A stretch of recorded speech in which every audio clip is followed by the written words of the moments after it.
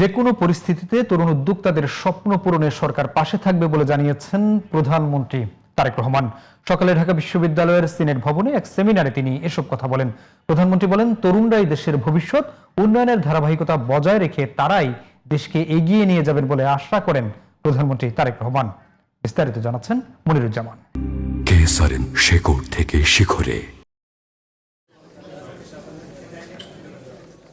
যুব সমাজের উদ্ভাবনী ভাবনা, সৃজনশীলতা এবং সম্ভাবনাকে জাতীয় উন্নয়নের মূলধারায় যুক্ত করার লক্ষ্যে ঢাকা বিশ্ববিদ্যালয়ের সিনেট ভবনে সেমিনারের আয়োজন করা হয়।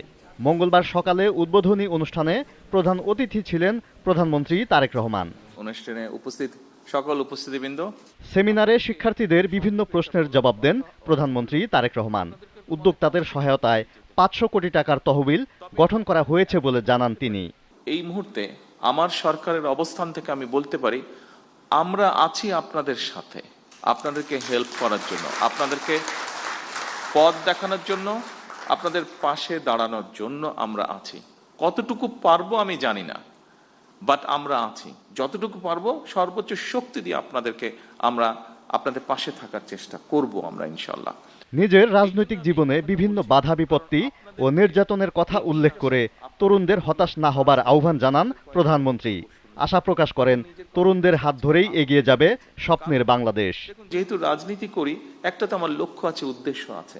রাজনীতি আছে, দলের পরিকল্পনা আছে, সবকিছু আছে, কাজ আছে, কিন্তু যেহেতু দেশ পরিচালনার দায়িত্বে আছি, আমাদেরকে দেশকে নিয়ে আমরা চিন্তা করি, দেশের বিভিন্ন সেক্টর নিয়ে চিন্তা করি। আজকে আমার কাছে মনে হচ্ছে, এই যে আমরা রাত দিন পরিশ্রম করছি, চেষ্টা করছি একটু চেঞ্জ করার জন্য, আমার মনে হলো যে হ্যাঁ, আমরা কিছু সংখ্যক মানুষের হাতে দিয়ে যেতে পারবো, যারা আমরা যেখানে ছেড়ে যাব সেখান থেকে তারা দেশটাকে এগিয়ে নিয়ে যেতে পারবে।